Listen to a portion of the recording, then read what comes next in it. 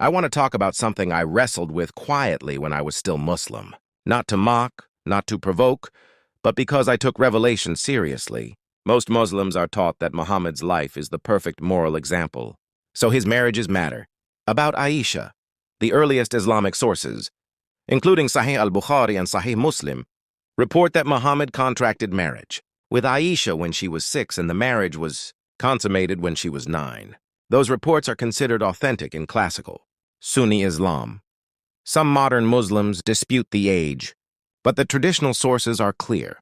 There is also a hadith where Muhammad says he saw Aisha in a dream, wrapped in silk, and was told she would be his wife. As a believer, I tried to understand that as revelation, but it was difficult to reconcile with the idea of timeless moral guidance. Then there's Zainab bint Jahsh. Zainab was married to Zayd ibn Haritha, Muhammad's adopted son.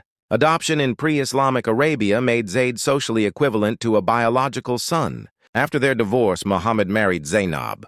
The Quran itself addresses the controversy in Surah 33:37, explaining that this marriage was meant to abolish the rule treating adopted sons like biological sons, so that believers would know they could marry the former wives of adopted sons. That is the Quranic rationale. For me, the question wasn't whether the verse exists, but why such a personal situation required divine clarification. Polygamy raised similar questions.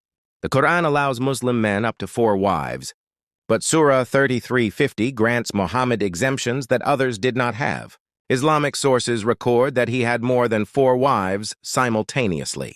Again, this is not polemic.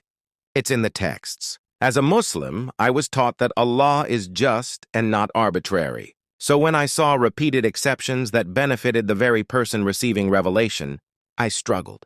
These were the moments that forced me to ask whether I was looking at universal moral guidance or historically conditioned authority being justified after the fact. I'm sharing this because many Muslims think these questions come from hatred. For me, they came from sincerity.